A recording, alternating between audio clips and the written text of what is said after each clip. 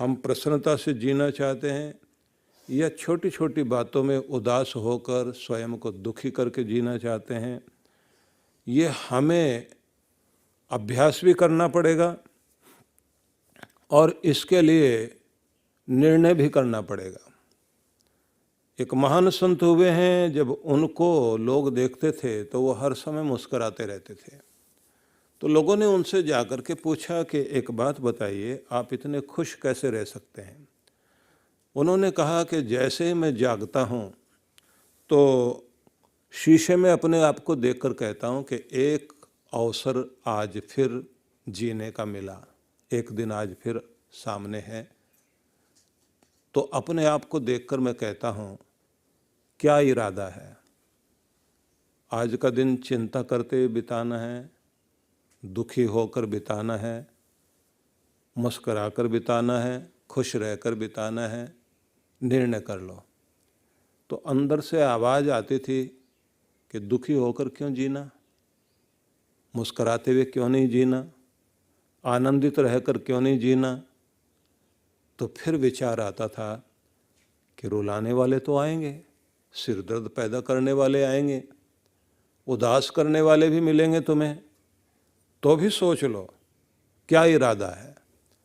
फिर मैं अपने अंदर से आवाज़ उठाता था कि दुनिया मेरी मुस्कुराहट छीनने आएगी, उदास करने आएगी, मुझे चिंतित करने के भी लोग प्रयास करेंगे, लेकिन मैंने निर्णय कर लिया, मैं खुश रहूँगा, प्रसन्न रहूँगा, मुस्कुराते हुए रहूँगा और कुछ भी हो हर स्थिति में अपनी मुस्कुराहट का दिया बुझने नहीं दूंगा। कि ये मैं हर रोज़ करता हूँ। और सुबह निश्चय करने के बाद जैसे ही कोई ऐसी स्थिति आती है, मुझे लगता है कि उदास किया जा रहा है, तो फिर मैं अपने अंदर से आवाज़ उठाता हूँ कि देखो दिया बुझाना चाह रहे हैं, मुस्कराओ। और उसके साथ मैंने आदत डाल ली मुस्कराते रहने की, खुश रहने की। मैं भी यही कहना चाहता हूँ, मुस्कुराहट में, प्रसन्न रहने में आपको समृद्धि भी मिलती है, स्वस्थ भी रहते हैं। और समृद्धि का मतलब भी यही है, धन का मतलब भी यही है कि जिससे आपको खुशी मिले। अगर आप खुश हैं तो आप अमीर हैं, और अगर आप दुखी हैं तो यही तो गरीबी है। अगर आप अपनी ज़िंदगी से संतुष्ट हैं तो मानना चाहिए कि हम अपने जीवन में संपन्न हैं, प्रभु की कृपा है। और अगर हमारे पास धन भी बहुत है लेकिन उसके बाद भी हम दुखी होकर के जी रहे हैं, तो मानना चाहिए कि हमारे जीवन में उदासी आ जाने का कारण कुछ भी रहा हो, लेकिन इसी को दरिद्रता मानते हैं, इसी को गरीबी माना जाता है। कहा जाता है ना कि 9 महीने में भगवान ने मनुष्य के शरीर की रचना माँ के गर्भ में कर दी। मनुष्य 9 महीने के बाद उत्पन्न होकर धरती पर आता है, 90 वर्षों तक जीना सीखता है कि कैसे जीना है। 90-100 साल तक उसको यही पता नहीं लग पाता कि ऐसे जीना था या वैसे जीना था। गुरुजन जो हमें सिखाते हैं, उनकी शरण में रह करके हम लोगों को अपने आप को बहुत एक्सपर्ट लोग, विशेषज्ञ लोग, अच्छे चिंतक लोग, अच्छे लेखक लोग, अच्छे अनुभवी लोग, उनके द्वारा दिए गए विचार बिंदुओं के अनुसार अपने जीवन को खुश रहने की हमें चेष्टा करनी चाहिए। उनके निर्देशों पर फिर हम अपने प्रयोग करें जीवन पर। जंगली पौधे की तरह हम कैसे भी बढ़ जाएं, बेतरतीब बढ़ जाएं, झाड़ झंकाड़ बन जाएं, इस तरह से जिंदगी को नहीं बनाना चाहिए। इसलिए कहा जाता है, आए एक ही घाट से, आए एक ही देश से, उतरे एक ही घाट, हवा लगी संसार की तो हो गए 12 बाट।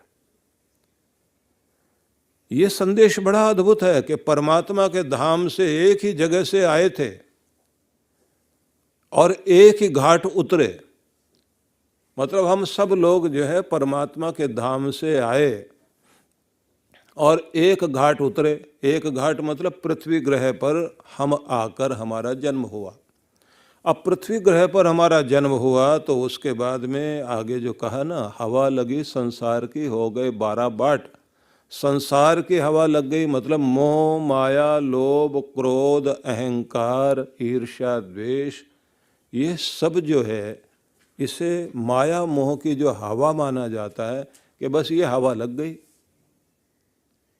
मतलब ये कि जहां से आए थे वहां तो तुम पवित्र थे, हर समय खुश थे, आनंद में थे, प्रेम पूर्ण थे, पूर्ण पवित्रता थी, लेकिन जैसे ही इस घाट में आकर उतरे तो यहाँ की हवा लग गई। लोग कहते हैं ना, आजकल भाषा चलती है ना कि इसको हवा लग गई है। अब हवा लग गई मतलब किसी ने अपने रंग में रंग लिया, किसी ने अपने वातावरण में इसका दिमाग खराब कर दिया। तो हवा लगी संसार की, मतलब संसार की हवा कौन सी? माया, मोह, ममता, वात्सल्य तो चाहिए, वात्सल्य चाहिए जीवन में, लेकिन वात्सल्य मोह ना बन जाए, आसक्ति ना बन जाए। प्रेम चाहिए जिंदगी में, लेकिन वो ऐसा पक्षपात ना बन जाए कि आप न्याय करना भूल जाएं। आपके जीवन में बुराई को हटाने के लिए रोष चाहिए, लेकिन वो भयंकर क्रोध ना बन जाए। आपके जीवन में वह वस्तुओं का संग्रह करना, अपने धन को संभाल कर रखना, वो गुण तो होना चाहिए, लेकिन वह लोभ न बन जाए। अगर वो लोभ बन जाता है तो लोभ जो है पाप का बाप माना जाता है कि इसका कहीं अंत नहीं है। क्रोध की भी सीमा रेखा है, काम की भी सीमा रेखा है। काम क्रोध की सीमा रेखा, लोभ की सीमा रेखा नहीं है। जितना भी आप कमा लेंगे, जितना भी जोड़ लेंगे, कम ही नजर आएगा। और कमाल ये है कि अपनी सेहत का समय भी लोभ के चक्कर में आप पैसे में ही लगा देंगे, लालच में लगा देंगे, नींद को भी खराब कर लेंगे। अपने घर के प्रेम को, अपने बच्चों का हक भी आप उठाकर सिर्फ लालच के चक्कर में ऐसे लगा दोगे कि आपको ना अपनी सेहत का ध्यान, ना अपने परिवार का ध्यान, ना अपने खाने का ध्यान, ना अपने मनोरंजन का ध्यान, आपको वक्त का भी ध्यान नहीं रहेगा। लोभ इतना भयंकर रूप है। तो कहते हैं ये हवा लग गई, हवा लगी संसार की, हो गए 12 बाट। और उसके बाद क्या हो गए कि हम बिखर गए, जो हमारी शक्तियां थी खो गई, अलग थलग पड़ गए। जो हमें संसार से मिलना चाहिए था, दुनिया में आकर जो हम यहाँ समृद्ध और खुशहाल आनंदपूर्ण जीवन जीते, तो वो सब कुछ बिखर गया। इसलिए जीवन तो परमात्मा ने दिया, जीना कैसे है ये व्यक्ति सीखता रहता है। पाँव परमात्मा ने दिए, अब ये हमारे पाँव मंदिर की तरफ जाएंगे, अच्छाई की तरफ जाएंगे, शुभ की ओर जाएंगे, या फिर गलत तरफ जाएंगे, ये तो हमारे ऊपर है। इनके द्वारा हम कुछ शुभ करेंगे अपने हाथों के द्वारा, या फिर इनके द्वारा अन्याय करेंगे। हमारा दिया हुआ शरीर, उसका उपयोग हम कैसे करेंगे, ये तो हमारे ऊपर निर्भर करता है। इसलिए भगवान से, भगवती से प्रार्थना कीजिए कि हमें सुमति मिले।